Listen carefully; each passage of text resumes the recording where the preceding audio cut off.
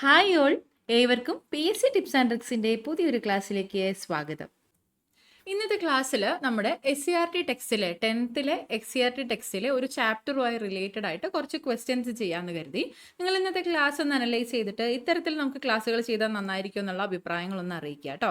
അതായത് നമ്മൾ ഇന്ന് പറയാൻ പോകുന്നത് ചരിത്ര വിഭാഗത്തിൽ, ഇത് 10th മെയിൻസിന്റെ സിലബസ് ആണ് കേട്ടോ. ചരിത്ര വിഭാഗത്തിൽ 5 മാർക്ക് വരുന്ന ഭാഗമാണ് ഇത്. ഇവിടെ കൊടുത്തിട്ടുള്ള കേരള ചരിത്രം, ഇന്ത്യ ചരിത്രം, ലോക ചരിത്രം. ഇതിൽ ഇംഗ്ലണ്ടിലെ മഹത്തായ വിപ്ലവം വരുന്നുണ്ട്, അമേരിക്കൻ സ്വാതന്ത്ര്യ സമരം, ഫ്രഞ്ച് വിപ്ലവം, റഷ്യൻ വിപ്ലവം, ചൈനീസ് വിപ്ലവം, രണ്ടാം ലോക മഹായുദ്ധാനന്തര രാഷ്ട്രീയ ചരിത്രം, ഐക്യരാഷ്ട്ര സംഘടന, മറ്റ് അന്താരാഷ്ട്ര സംഘടനകൾ. ഇനി ഡിഗ്രി ലെവലിൽ നോക്കുകയാണെങ്കിൽ 10 മാർക്ക് ഹിസ്റ്ററിക്ക് കൊടുത്തിട്ടുണ്ട്. അതിൽ നോക്കിക്കേ, വേൾഡ് ഹിസ്റ്ററിയിൽ വരുന്നുണ്ട്. അത് തന്നെയാണ്, സെയിം സിലബസ് ആണ് തന്നിട്ടുള്ളത്. നമുക്ക് ഇതുമായി ബന്ധപ്പെട്ട് SCERTയിൽ ഒരു ടെക്സ്റ്റ് ബുക്ക് വരുന്നുണ്ട്. SCERTയിലെ 10th സ്റ്റാൻഡേർഡിലെ ടെക്സ്റ്റ് ആണ്. ലോകത്തെ സ്വാധീനിച്ച വിപ്ലവങ്ങൾ എന്ന പേരിൽ ഈ ഒരു ടെക്സ്റ്റിൽ ഫസ്റ്റ് ചാപ്റ്റർ വന്നിട്ടുണ്ട്. ഈ ചാപ്റ്ററിൽ നിന്ന് തന്നെ നമുക്ക് ധാരാളം ചോദ്യങ്ങൾ കിട്ടാനുണ്ട്. നമുക്ക് ഓരോ ചോദ്യങ്ങളായിട്ട് ഡിസ്കസ് ചെയ്ത് ഈ ഒരു ചാപ്റ്റർ നമുക്കൊന്ന് കംപ്ലീറ്റ് ചെയ്യാനായിട്ട് ശ്രമിക്കാം കേട്ടോ. അതാണ് ഇന്ന് നമ്മൾ ചെയ്യാൻ പോകുന്നത്. ഒന്ന് നോക്കിയിട്ട് നിങ്ങൾക്ക് ഇത് ഓക്കെ ആണോ എന്നുള്ളത് പറയൂ. അങ്ങനെയാണെങ്കിൽ നമുക്ക് ബാക്കിയുള്ള ചാപ്റ്റേഴ്സും ബാക്കിയുള്ള സബ്ജക്റ്റും ഏതാണ്ട് ഇതുപോലെ ക്വസ്റ്റ്യൻസ് വെച്ച് നമുക്ക് കംപ്ലീറ്റ് ചെയ്യാം കേട്ടോ. ഓക്കെ, നമ്മുടെ ഒന്നാമത്തെ ചോദ്യം ഇതാണ്.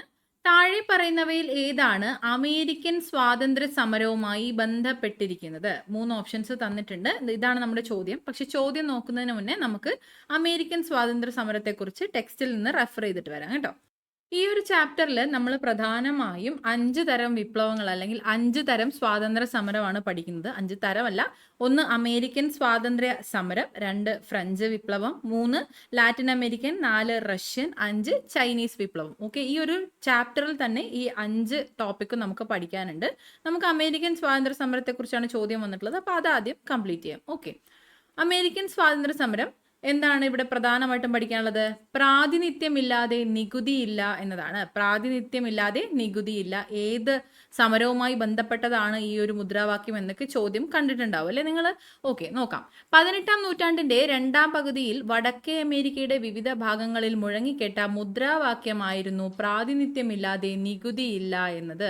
ഈ ഒരു മുദ്രാവാക്യം മുഴക്കിയത് ആരാണ്? ജെയിംസ് ഓട്ടിസ് ആണ് കേട്ടോ. James Otis. പ്രാതിനിധ്യമില്ലാതെ നികുതിയില്ല എന്ന മുദ്രാവാക്യം മുഴക്കിയത് ജെയിംസ് ഓട്ടിസ് ആണ്. അമേരിക്കൻ സ്വാതന്ത്ര്യ സമരവുമായി ബന്ധപ്പെട്ട ഒരു മുദ്രാവാക്യമാണ് ഇത്. ഓക്കെ, 16ാം നൂറ്റാണ്ടിൽ തുടങ്ങിയ കയ്യേറ്റം 18ാം നൂറ്റാണ്ട് വരെ നീണ്ടുനിന്നു. 18ാം നൂറ്റാണ്ടോട് കൂടിയിട്ട് ഇംഗ്ലണ്ട് വടക്കേ അമേരിക്കയുടെ കിഴക്കൻ തീരത്ത് 13 കോളനികൾ സ്ഥാപിച്ചു. അപ്പോൾ അമേരിക്കയുടെ ഭാഗങ്ങൾ കൈയടക്കി എന്നുള്ളത് നമുക്ക് മനസ്സിലായി. വ്യവസായങ്ങൾക്ക് ആവശ്യമായ അസംസ്കൃത വസ്തുക്കൾ ശേഖരിക്കാനുള്ള കേന്ദ്രമായിട്ടും ഉൽപ്പന്നങ്ങൾ വിറ്റഴിക്കാനുള്ള കമ്പോളമായിട്ടും ഇംഗ്ലീഷുകാർ അമേരിക്കൻ കോളനികളെ കണക്കാക്കി. അതുപോലെ ഇംഗ്ലണ്ടിന്റെ സഹായത്തോടെ കച്ചവടക്കാർ ഈ കോളനികളിൽ നടപ്പിലാക്കിയ വാണിജ്യ നയമാണ് മെർക്കാന്റലിസം എന്ന പേരിൽ അറിയപ്പെടുന്നത്. വാണിജ്യ നയം മെർക്കാന്റലിസം എന്ന പേരിൽ അറിയപ്പെടുന്നു. അത് അമേരിക്കൻ വിപ്ലവവുമായി ബന്ധപ്പെട്ടതാണെന്ന് അറിഞ്ഞിരിക്കണം. ഇനി മെർക്കാന്റലിസ്റ്റ് നിയമങ്ങൾ എന്തൊക്കെയായിരുന്നു? അതിൽ പ്രധാനമായിട്ടും വരുന്ന കാര്യങ്ങൾ ഇവിടെ ബോക്സ് ചെയ്ത് കൊടുത്തിട്ടുണ്ട്. കോളനികളിൽ നിന്നോ കോളനികളിലേക്കോ സാധനങ്ങൾ കൊണ്ടുപോകുന്നത് ഇംഗ്ലീഷ് കപ്പലുകളിലോ കോളനികളിൽ നിർമ്മിച്ച കപ്പലുകളിലോ മാത്രമായിരിക്കണം. അത്രത്തോളം ആ ഒരു നിയമം സ്ട്രോങ് ആക്കുകയാണ് ചെയ്തത്. ഒരു തരത്തിലും ഒരു അയവ് കൊടുക്കാത്ത വിധത്തിൽ സ്ട്രോങ് ആയിട്ടുള്ള നിയമങ്ങളാണ് ഈ മെർക്കാന്റലിസ്റ്റ് നിയമത്തിൽ വന്നിട്ടുള്ളത്. അടുത്ത് നോക്കിക്കേ, കോളനികളിൽ ഉൽപ്പാദിപ്പിച്ചിരുന്ന പഞ്ചസാര, കമ്പിളി, പരുത്തി, പുകയില തുടങ്ങിയവ ഇംഗ്ലണ്ടിലേക്ക് മാത്രമേ കയറ്റി അയക്കാവൂ എന്നും ഈ ഒരു നിയമത്തിൽ പറയുന്നുണ്ട്. കോളനികളിലെ നിയമപരമായ പ്രമാണങ്ങൾ, വർത്തമാന പത്രങ്ങൾ, ലഘുലേഖകൾ, ലൈസൻസുകൾ തുടങ്ങിയവയെല്ലാം തന്നെ ഇംഗ്ലണ്ടിന്റെ മുദ്ര പതിപ്പിക്കണമെന്നും പറഞ്ഞു. കോളനികളിൽ നിലനിർത്തിയിട്ടുള്ള ഇംഗ്ലീഷുകാരുടെ സൈന്യത്തിനുള്ള താമസ സ്ഥലവും അത്യാവശ്യ സൗകര്യങ്ങളും കോളനിക്കാർ നൽകണം. എത്രത്തോളം ബുദ്ധിമുട്ട് അത് ഉണ്ടാക്കിയിട്ടുണ്ടാവും നമുക്ക് മനസ്സിലാവും അല്ലേ? കോളനികളിലേക്ക് ഇറക്കുമതി ചെയ്തിരുന്ന തേയില, ഗ്ലാസ്, കടലാസ് എന്നിവയ്ക്ക് ഇറക്കുമതി ചുങ്കം നൽകണമെന്നും മെർക്കാന്റലിസ്റ്റ് നിയമത്തിൽ പറഞ്ഞിട്ടുണ്ടായിരുന്നു. കോളനികളിലേക്ക് അത്യാവശ്യമായിട്ട് വേണ്ടി വന്നിരുന്ന സാധനങ്ങളായ തേയില, ഗ്ലാസ്, കടലാസ് എന്നിവയ്ക്ക് പോലും ഇറക്കുമതി ചുങ്കം നൽകണം എന്ന് പറയുന്നത് എന്തായാലും നല്ലതായിരിക്കില്ലല്ലോ, പ്രശ്നമായിരിക്കുമല്ലോ. പ്രശ്നമായി അത് പിന്നീട്. അതാണ് ബോസ്റ്റൺ ടീ പാർട്ടി. നിങ്ങൾ കേട്ടിട്ടുണ്ടാവും ഈ ഒരു പേര്. ഇംഗ്ലീഷ് ഗവൺമെന്റ് തേയിലയുടെ മേൽ ഉയർന്ന നികുതി ചുമത്തിയതിനെതിരായി അമേരിക്കയിൽ ശക്തമായ പ്രതിഷേധം ഉയർന്നു വന്നു. 1773 ഡിസംബർ 16 രാത്രിയിൽ റെഡ് ഇന്ത്യക്കാരുടെ വേഷം ധരിച്ച ബോസ്റ്റണിലെ ഒരു വിഭാഗം ജനങ്ങൾ ബോസ്റ്റൺ തുറമുഖത്ത് നങ്കൂരം ഇട്ടിരുന്ന ഇംഗ്ലീഷ് കപ്പലിൽ കയറി അതിലുണ്ടായിരുന്ന 342 പെട്ടി തേയില കടലിലേക്ക് വലിച്ചെറിഞ്ഞു. ഇതാണ് ബോസ്റ്റൺ ടീ പാർട്ടി എന്നറിയപ്പെടുന്നത്. ബോസ്റ്റൺ ടീ പാർട്ടി എന്നാണ് എന്ന ചോദ്യം PSC ഡിഗ്രി ലെവലിൽ തന്നെ ചോദിച്ചിട്ടുണ്ട്. 1773 ഡിസംബർ 16 1773 ഡിസംബർ 16. ഓക്കെ, അടുത്തത് ചില ചിന്തകരുടെ ആശയങ്ങളാണ് ഇവിടെ കൊടുത്തിട്ടുള്ളത്. ജോൺ ലോക്ക്, തോമസ് പെയിൻ എന്നീ ചിന്തകരെയാണ് ആദ്യം കൊടുത്തിട്ടുള്ളത്.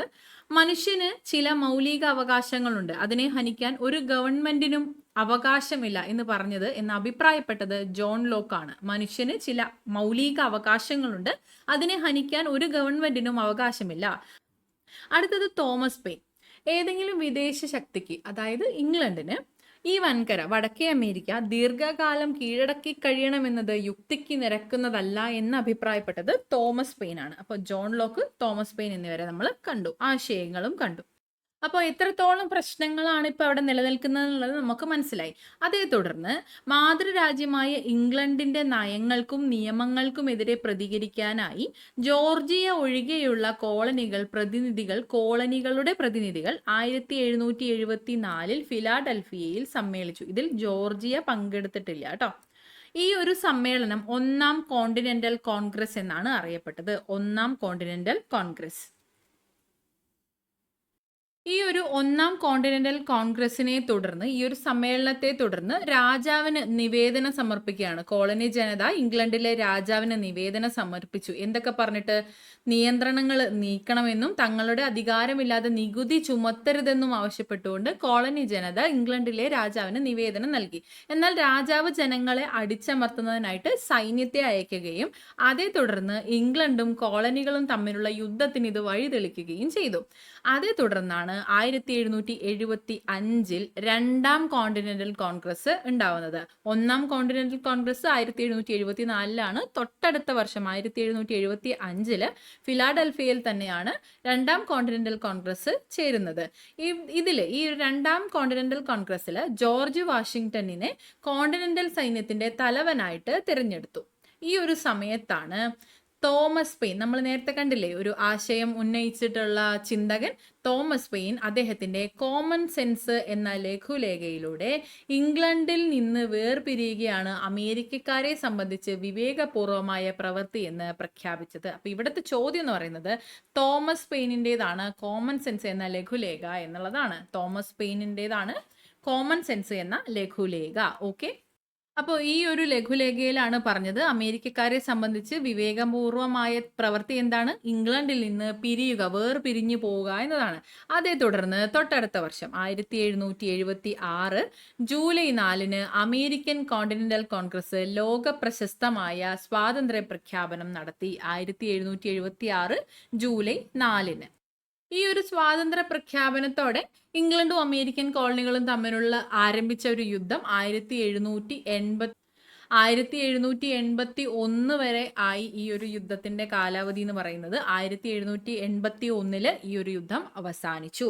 1783 പാരീസ് ഉടമ്പടി പ്രകാരം ഇംഗ്ലണ്ട് 13 കോളനികളുടെ സ്വാതന്ത്ര്യം അംഗീകരിച്ചു. 1781 യുദ്ധം അവസാനിച്ചിട്ട് 1784 പാരീസ് ഉടമ്പടി വരുന്നത്. പാരീസ് ഉടമ്പടി പ്രകാരം ഇംഗ്ലണ്ട് 13 കോളനികളുടെ സ്വാതന്ത്ര്യം അംഗീകരിച്ചു.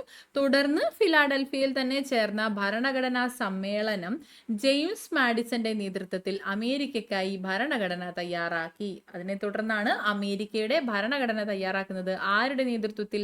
ജെയിംസ് മാഡിസന്റെ നേതൃത്വത്തിൽ. പുതിയ ഭരണഘടന പ്രകാരം അമേരിക്കൻ ഐക്യനാടുകളുടെ ആദ്യ പ്രസിഡന്റായി ജോർജ് വാഷിംഗ്ടൺ തിരഞ്ഞെടുക്കപ്പെട്ടു. 1781 യുദ്ധം അവസാനിച്ചു. 1783 പാരീസ് ഉടമ്പടി. ഇനി നമ്മുടെ ചോദ്യത്തിലേക്ക് തിരിച്ചു വരുമ്പോൾ നോക്കിക്കേ, താഴെ പറയുന്നവയിൽ ഏതാണ് അമേരിക്കൻ സ്വാതന്ത്ര്യ സമരവുമായി ബന്ധപ്പെട്ടിരിക്കുന്നത്? ഓപ്ഷൻസ് നോക്കാം. രാജത്വത്തിന്റെ ദൈവിക അവകാശ സിദ്ധാന്തം, ബോസ്റ്റൺ പ്രതിഷേധങ്ങൾ, അസഹനീയമായ ആക്ട്സ്. ഇതിലേതായിരിക്കും? ബോസ്റ്റൺ പ്രതിഷേധങ്ങൾ നമ്മൾ കണ്ടു, അസഹനീയമായ ആക്ട്സും നമ്മൾ കണ്ടു. രാജ്യത്വത്തിന്റെ ദൈവീകമായ അവകാശ സിദ്ധാന്തത്തെക്കുറിച്ച് നമ്മൾ കണ്ടില്ല, അപ്പൊ അത് തെറ്റാണ്. ഓപ്ഷൻ സി ആണ് ഇവിടെ ആൻസർ ആയിട്ട് വരുന്നത്, 2ഉം 3ഉം. ഇനി ഈ ഒരു ചോദ്യം നോക്കിക്കേ. അമേരിക്കൻ സ്വാതന്ത്ര്യ സമരവുമായി ബന്ധപ്പെട്ട സംഭവങ്ങൾ തിരഞ്ഞെടുക്കുക. 1. മെർക്കന്റലിസ്റ്റ് നിയമങ്ങൾ കണ്ടിരുന്നോ? ഉവ്. ടെന്നീസ് കോർട്ട് പ്രതിജ്ഞ കണ്ടിരുന്നോ? ഇല്ല. കോണ്ടിനെന്റൽ കോൺഗ്രസ്, പാരീസ് ഉടമ്പടി, ഇവ 3ഉം തന്നെ നമ്മൾ കണ്ടിട്ടുണ്ട്. മെർക്കന്റലിസ്റ്റ് നിയമങ്ങൾ, കോണ്ടിനെന്റൽ കോൺഗ്രസ്, പാരീസ് ഉടമ്പടി. 1, 3, 4 എന്നിവയാണ് ശരി. ഓപ്ഷൻ എ ആണ് ഇവിടെ കറക്റ്റ് ആയിട്ടുള്ള ആൻസർ. കിട്ടുന്നുണ്ടല്ലോ? ആൻസർ ചെയ്യാൻ പറ്റുന്നില്ലേ ഇതിനോടൊപ്പം തന്നെ? അടുത്ത ചോദ്യം, അമേരിക്കൻ സ്വാതന്ത്ര്യ സമരവുമായി ബന്ധപ്പെട്ട കാര്യങ്ങൾ അല്ലെങ്കിൽ സംഭവങ്ങൾ ഏതൊക്കെയാണ്? ബോസ്റ്റൺ ടീ പാർട്ടി ഉണ്ട് എന്ന് നമുക്കറിയാം. ബോസ്റ്റൺ ടീ പാർട്ടി എന്തായാലും ഇൻക്ലൂഡഡ് ആണ്. അപ്പോൾ ഓപ്ഷൻ എ കട്ടായി പോയിട്ടുണ്ട്. ഓക്കെ, ബാക്കി എല്ലാ ഓപ്ഷൻസിലും 1 എന്നൊരു ആശയം, ബോസ്റ്റൺ ടീ പാർട്ടി ആഡ് ചെയ്തിട്ടുണ്ട്. പ്രൈഡ് സ്പർജ് ആണ് രണ്ടാമത് തന്നിട്ടുള്ളത്. നമ്മളിത് അമേരിക്കൻ സ്വാതന്ത്ര്യ സമരവുമായി ബന്ധപ്പെട്ട് പഠിച്ചിട്ടില്ല. അപ്പോൾ 2 എന്ന ഓപ്ഷന് നമുക്ക് എലിമിനേറ്റ് ചെയ്ത് കളയാനായിട്ട് പറ്റും. അടുത്തത് ഡിക്ലറേഷൻ ഓഫ് റൈറ്റ്സ് ആൻഡ് ഗ്രിവൻസസും മെയ് 4th മൂവ്മെന്റും ആണ്. ഓപ്ഷൻസ് നോക്കുകയാണെങ്കിൽ 1ഉം 3ഉം എന്തായാലും ഉണ്ട്. 4മത്തേത് മെയ് 4th മൂവ്മെന്റ് ഉണ്ടോ ഇല്ലയോ എന്ന് അറിഞ്ഞാൽ മതി. ഇതെന്തായാലും നമ്മൾ പഠിച്ചിട്ടില്ല, അപ്പോൾ ഇല്ല. ഓപ്ഷൻ ബി ആണ് 1ഉം 3ഉം മാത്രം ശരി. Declaration of rights and grievances എന്നത് നമുക്ക് ഒന്ന് ആലോചിക്കുകയാണെങ്കിൽ റൈറ്റ്സ് ആൻഡ് ഗ്രിവൻസസിന്റെ ഡിക്ലറേഷൻ അമേരിക്കൻ സ്വാതന്ത്ര്യത്തിൽ ലഭിച്ചിട്ടുണ്ടാകുമെന്ന് ആലോചിക്കാം. പിന്നെ ഇത് എന്താണെന്ന് ചോദിക്കുകയാണെങ്കിൽ സ്റ്റാമ്പ് ആൻഡ് ടീ ആക്ടുകൾക്ക് മറുപടിയായിട്ട് അവകാശങ്ങളുടെയും പരാതികളുടെയും പ്രഖ്യാപനം എഴുതി തയ്യാറാക്കിയിട്ട് 1765 പാസ്സാക്കിയിട്ടുള്ള ഒരു രേഖയാണ് declaration of rights and grievances എന്നത്. Declaration of rights and grievances എന്നതും അമേരിക്കൻ സ്വാതന്ത്ര്യ സമരവുമായി ബന്ധപ്പെട്ട ഒരു കാര്യമാണെന്ന് അറിഞ്ഞിരിക്കുക കേട്ടോ. അപ്പോൾ 1ഉം 3ഉം ആണ് ശരിയായിട്ടുള്ള ഓപ്ഷൻസ്. അപ്പോൾ ഓപ്ഷൻ ബി ആണ് ഇവിടെ കറക്റ്റ് ആയിട്ടുള്ള ആൻസർ വരുന്നത്. ഈ ചോദ്യം നോക്കിക്കേ. 1775 രണ്ടാമത്തെ അമേരിക്കൻ കോണ്ടിനെന്റൽ കോൺഗ്രസ് നടന്നത് എവിടെയാണ്? 1775 രണ്ടാമത്തെ അമേരിക്കൻ കോണ്ടിനെന്റൽ കോൺഗ്രസ് നടന്നത് എവിടെയാണ്? ഫിലാഡൽഫിയയിലാണ്. ഫിലാഡൽഫിയ നമ്മളിവിടെ കണ്ടതാണ്. 1ാം കോണ്ടിനെന്റൽ കോൺഗ്രസ് 1774 ഫിലാഡൽഫിയയിലാണ്.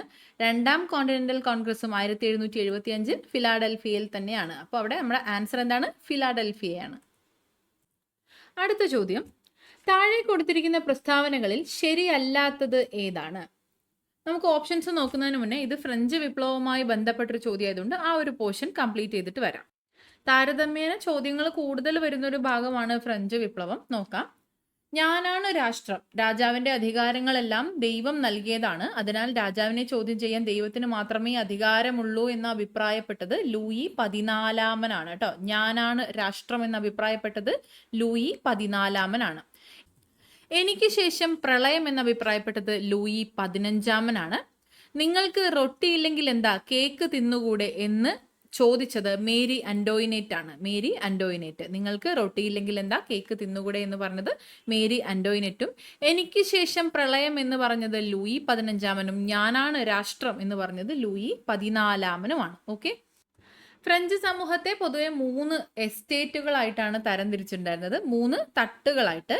എസ്റ്റേറ്റ് ഒന്നാമത്തെ എസ്റ്റേറ്റിൽ പുരോഹിതന്മാരാണ്, 2ാമത്തെ എസ്റ്റേറ്റിൽ പ്രഭുക്കന്മാരും, 3ാമത്തെ എസ്റ്റേറ്റിൽ സാധാരണക്കാരായിട്ടുള്ള കച്ചവടക്കാർ, എഴുത്തുകാർ, അഭിഭാഷകർ, ഉദ്യോഗസ്ഥർ, അധ്യാപകർ, ബാങ്കർമാർ എന്നിവരടങ്ങിയ മധ്യവർഗവുമാണ് ഉണ്ടായിരുന്നത്. കർഷകർ, കൈത്തൊഴിലുകാർ എന്നിവരും ഇതിൽ ഉൾപ്പെടുന്നു 3ാമത്തെ എസ്റ്റേറ്റിൽ. 2ാമത്തെ എസ്റ്റേറ്റ് ഭരിച്ചിരുന്നത് ആര് എന്ന രീതിയിൽ, 2ാമത്തെ എസ്റ്റേറ്റിൽ ഉൾപ്പെടുന്നവരാര് എന്ന രീതിയിലൊക്കെ ചോദ്യങ്ങൾ കണ്ടിട്ടുണ്ട്. അപ്പോൾ 1ാമത്തെ എസ്റ്റേറ്റിൽ പുരോഹിതന്മാരാണ്, 2ാമത്തെ എസ്റ്റേറ്റിൽ പ്രഭുക്കന്മാരും, 3ാമത്തെ എസ്റ്റേറ്റിൽ സാധാരണക്കാരുമാണ് ഉണ്ടായിരുന്നത്. ഇനി അവരുടെ സവിശേഷത കൂടി നോക്കുകയാണെങ്കിൽ 1ാമത്തെ എസ്റ്റേറ്റ് പുരോഹിതന്മാരടങ്ങുന്ന 1ാമത്തെ എസ്റ്റേറ്റില് എല്ലാതരം നികുതികളിൽ നിന്നും ഒഴിവാക്കപ്പെട്ടിരുന്ന ഒരു വിഭാഗമാണ് ഉണ്ടായിരുന്നത്. എല്ലാതരം നികുതികളിൽ നിന്നും ഒഴിവാക്കപ്പെട്ടിരുന്നു. ഭരണത്തിലെയും സൈന്യത്തിലെയും ഉയർന്ന പദവികൾ നിയന്ത്രിച്ചിരുന്നതും 1ാമത്തെ എസ്റ്റേറ്റുകാരാണ്. ഭരണത്തിലെയും സൈന്യത്തിലെയും ഉയർന്ന പദവികൾ നിയന്ത്രിച്ചിരുന്നു. ധാരാളം ഭൂപ്രദേശം കൈവശം വെച്ചിട്ടുണ്ടായിരുന്നു. കർഷകരിൽ നിന്ന് തിഥേ എന്ന പേരിലുള്ള നികുതി പിരിച്ചു. കർഷകരിൽ നിന്ന് തിഥേ എന്ന പേരിലുള്ള നികുതി പിരിച്ചത് 1ാമത്തെ എസ്റ്റേറ്റിലെ പുരോഹിതന്മാരാണ്. 2ാമത്തെ എസ്റ്റേറ്റിലെ പ്രഭുക്കന്മാരാണ്. രണ്ടാമത്തെ എസ്റ്റേറ്റുകാരിൽ നികുതികളിൽ നിന്ന് ഒഴിവാക്കപ്പെട്ടിരുന്നവർ തന്നെയാണ് പ്രഭുക്കന്മാർ. നികുതികളിൽ നിന്ന് ഒഴിവാക്കപ്പെട്ടിരുന്നു, ആഡംബര ജീവിതം നയിച്ചു, വിശാലപൂർവമായ ഒരു ഭൂപ്രദേശം കൈവശം വെച്ചു. ഏകദേശം ഒന്നാമത്തെയും രണ്ടാമത്തെയും എസ്റ്റേറ്റ് ഒരുപോലെ തന്നെയാണ്. ധാരാളം ഭൂപ്രദേശം കൈവശം വെച്ചവരാണ് പ്രഭുക്കന്മാരും. സൈനിക സേവനം നടത്തി, കർഷകരിൽ നിന്ന് പലതരം നികുതികൾ പിരിച്ചു. ഇവിടെ പ്രത്യേകിച്ച് ഒരു പേരെടുത്ത് പറയുന്നില്ല. പുരോഹിതന്മാർ കർഷകരിൽ നിന്ന് പിരിച്ചെടുത്ത നികുതിയാണ് തിഥ എന്നത്. പ്രഭുക്കന്മാർ പലതരം നികുതികളാണ് കർഷകരിൽ നിന്ന് പിരിച്ചെടുത്തത്. വേതനം നൽകാതെ കർഷകരെ കൊണ്ട് പണിയെടുപ്പിച്ചു. ഇനി മൂന്നാമത്തെ എസ്റ്റേറ്റിലേക്ക് വരുമ്പോൾ താഴ്ന്ന സാമൂഹിക പദവിയാണ്. താഴ്ന്ന സാമൂഹിക പദവി. പ്രഭുക്കന്മാർക്കും പുരോഹിതന്മാർക്കും നികുതി നൽകണം. പ്രഭുക്കന്മാർക്കും പുരോഹിതന്മാർക്കും നികുതി നൽകുക എന്ന ചുമതലയാണ് പ്രധാനമായിട്ടും മൂന്നാമത്തെ എസ്റ്റേറ്റിലെ സാധാരണക്കാർക്ക് ഉണ്ടായിരുന്നത്. ഭരണത്തിൽ ഒരു അവകാശവും ഉണ്ടായിരുന്നില്ല ഈ മൂന്നാമത്തെ എസ്റ്റേറ്റിൽ അടങ്ങുന്നവർക്ക്. തൈലെ എന്ന പേരിലുള്ള ഭൂനികുതി സർക്കാരിന് നൽകണം. തൈലെ എന്ന പേരിലുള്ള ഭൂനികുതി സർക്കാരിന് നൽകണം. അത് മൂന്നാമത്തെ എസ്റ്റേറ്റുമായി ബന്ധപ്പെട്ട പേരാണ് കേട്ടോ. നികുതിയുടെ പേര് തൈലെ എന്നാണ്. ഒന്നാമത്തെ എസ്റ്റേറ്റുകാർ കർഷകരിൽ നിന്നും പിരിച്ചെടുത്ത നികുതിയാണ് തിഥ എന്നത്. മൂന്നാമത്തെ എസ്റ്റേറ്റുകാർ സർക്കാരിന് നൽകുന്ന നികുതിയാണ് തൈലെ എന്നത്. ഓക്കെ, ഇനി ചിന്തകരെയും അവരുടെ ആശയങ്ങളും നോക്കുകയാണെങ്കിൽ വോൾട്ടയർ, റൂസോ, മൊണ്ടസ്ക്യൂ എന്നിവരുടെ ആശയങ്ങളാണ് കൊടുത്തിട്ടുള്ളത്. വോൾട്ടയറിന്റെ ആശയം നോക്കാം.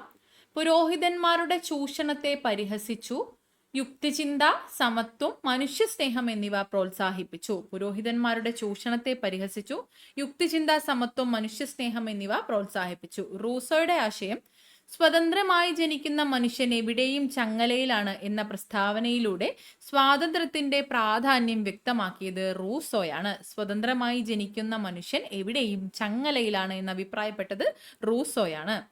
ജനങ്ങളാണ് പരമാധികാരി എന്ന് പ്രഖ്യാപിച്ചതും റൂസോയാണ് കേട്ടോ. ജനങ്ങളാണ് പരമാധികാരി എന്ന് പ്രഖ്യാപിച്ചു. ഇനി മൊണ്ടസ്ക്യൂ ജനാധിപത്യത്തെയും റിപ്പബ്ലിക്കിനെയും പ്രോത്സാഹിപ്പിച്ചു.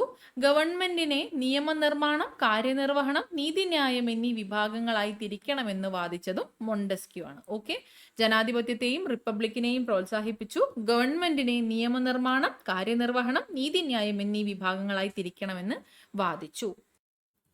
ഓക്കെ, അങ്ങനെ ഫ്രഞ്ച് സമൂഹത്തെക്കുറിച്ച് നമ്മൾ കണ്ടു. ഇതിൽ നിന്ന് നമുക്ക് മനസ്സിലായി ഒന്നാമത്തെയും രണ്ടാമത്തെ എസ്റ്റേറ്റിലെ ജനങ്ങൾ കുറച്ചധികം ആഡംബര ജീവിതം നയിക്കുമ്പോൾ സാധാരണക്കാര് വളരെയധികം ബുദ്ധിമുട്ടിയാണ് ജീവിച്ചിട്ടുണ്ടായിരുന്നത്. സഹനത്തോടു കൂടിയുള്ള ഒരു ജീവിതമാണ് നയിച്ചിട്ടുണ്ടായിരുന്നത്. ആദ്യത്തെ രണ്ട് എസ്റ്റേറ്റിലെ ജനങ്ങളുടെ ആഡംബരമായ ജീവിതം കാരണം ഫ്രാൻസിന്റെ സാമ്പത്തിക സ്ഥിതി തന്നെ ആകെ തകരാറിലായി. അപ്പൊ ഇതേ തുടർന്ന് 1789 ചക്രവർത്തിയായ ലൂയി 16 ജനപ്രതിനിധി സഭ വിളിച്ചു ചേർത്തു. ജനപ്രതിനിധി സഭയുടെ പേരാണ് സ്റ്റേറ്റ്സ് ജനറൽ എന്നത്. അങ്ങനെ സ്റ്റേറ്റ്സ് ജനറൽ വിളിച്ചു ചേർത്തു. അപ്പോൾ ഇതിലുണ്ടായിരുന്ന ഒന്നാമത്തെയും രണ്ടാമത്തെയും എസ്റ്റേറ്റിലെ ആൾക്കാര് ഓരോ എസ്റ്റേറ്റിനും ഓരോ വോട്ട് മതിയെന്ന് അവകാശപ്പെട്ടു. അതായത് നികുതി കൂട്ടുക എന്നതായിരുന്നു ഇവരുടെ പ്രധാന ഉദ്ദേശം. നികുതി കൂട്ടിയിട്ട് വരുമാനം വർദ്ധിപ്പിച്ച് സാമ്പത്തിക സ്ഥിതി മെച്ചപ്പെടുത്തുക. അപ്പൊ ഒന്നാമത്തെ രണ്ടാമത്തെ എസ്റ്റേറ്റിലെ ജനങ്ങൾ പറഞ്ഞു ഓരോ വോട്ട് ഓരോ എസ്റ്റേറ്റിനും കൊടുക്കാനായിട്ട്. അപ്പോൾ മൂന്നാമത്തെ എസ്റ്റേറ്റിലെ ആൾക്കാർ പറഞ്ഞു അത് പറ്റില്ല, ഓരോ ജനങ്ങൾക്കും ഓരോ വോട്ട് നൽകണമെന്ന് പറഞ്ഞു. ഓരോ അംഗത്തിനും ഓരോ വോട്ട് നൽകണമെന്ന് പറഞ്ഞു. കാരണം ഇതിവിടെ നോക്കിക്കേ, ആകെ 3 എസ്റ്റേറ്റ് ആണുള്ളത്. ഓരോ എസ്റ്റേറ്റിനും ഓരോ വോട്ട് കൊടുത്താൽ എന്തായാലും ഒന്നാമത്തെയും രണ്ടാമത്തെയും എസ്റ്റേറ്റിലെ ജനങ്ങൾ അവർക്ക് അനുകൂലമായിട്ടുള്ള നിലപാടെടുക്കുമ്പോൾ മൂന്നാമത്തെ കൂട്ടത്തിൽപ്പെട്ട ജനങ്ങളാണ് സഫർ ചെയ്യുക കൂടുതലായിട്ടും. ഓരോ അംഗത്തിനും ഓരോ വോട്ട് കൊടുക്കണം എന്ന് പറഞ്ഞാൽ ആൾക്കാർ കൂടുതൽ, അംഗങ്ങൾ കൂടുതലുള്ളത് മൂന്നാമത്തെ എസ്റ്റേറ്റിലായതുകൊണ്ട് എന്തായാലും അതല്ലേ ജയിക്കാൻ സാധ്യതയുള്ളൂ. അപ്പോൾ അത്തരത്തിൽ ആ ഒരു തർക്കം തുടർന്ന് മൂന്നാമത്തെ എസ്റ്റേറ്റിന്റെ പേര് കോമൺസ് എന്നായിരുന്നു കേട്ടോ. കോമൺസ് എന്നറിയപ്പെടുന്ന മൂന്നാമത്തെ എസ്റ്റേറ്റിന്റെ ആ ഒരു വാദം ഉന്നയിച്ചുകൊണ്ട് തർക്കം തുടർന്നു. അതേ തുടർന്ന് അതിലെ അംഗങ്ങൾ എല്ലാവരും തന്നെ ഫ്രാൻസിലെ ദേശീയ അസംബ്ലി തങ്ങളാണ് എന്ന്, അതായത് മൂന്നാമത്തെ എസ്റ്റേറ്റിലെ അംഗങ്ങൾ തങ്ങൾ തന്നെയാണ് ഫ്രാൻസിലെ ദേശീയ അസംബ്ലി എന്ന് സ്വയം പ്രഖ്യാപിച്ചു. അവരടുത്തുള്ള ഒരു ടെന്നീസ് കോർട്ടിൽ സമ്മേളിക്കുകയും ഫ്രാൻസിനായിട്ട് ഒരു ഭരണഘടന തയ്യാറാക്കിയ ശേഷം മാത്രമേ പിരിഞ്ഞു പോവുകയുള്ളൂ എന്ന് പ്രതിജ്ഞ ചെയ്യുകയും ചെയ്തു. ഇതാണ് ടെന്നീസ് കോർട്ട് പ്രതിജ്ഞ എന്ന് അറിയപ്പെടുന്നത്. ടെന്നീസ് കോർട്ട് പ്രതിജ്ഞ നടക്കുന്നത് 1789 ജൂൺ 20 കേട്ടോ. ജൂൺ 20 1789 ജൂൺ 20 ടെന്നീസ് കോർട്ട് പ്രതിജ്ഞ നടക്കുന്നത്. അതേ തുടർന്നുണ്ടായ സംഭവങ്ങളാണ് ഇവിടെ കൊടുത്തിട്ടുള്ളത്. 1789 ജൂലൈ 14 സ്വാതന്ത്ര്യം, സമത്വം, സാഹോദര്യം, അതായത് ലിബർട്ടി, ഇക്വാലിറ്റി ആൻഡ് ഫ്രട്ടർണിറ്റി എന്നീ മുദ്രാവാക്യങ്ങൾ മുഴക്കിക്കൊണ്ട് വിപ്ലവകാരികൾ ബൂർബൺ രാജവാഴ്ചയുടെ പ്രതീകമായിരുന്ന ബാസ്റ്റിൻ ജയിൽ തകർത്തു. ബാസ്റ്റിൽ ജയിൽ തകർത്തത് ഫ്രഞ്ച് വിപ്ലവവുമായി ബന്ധപ്പെട്ട ഒരു കാര്യമാണ്.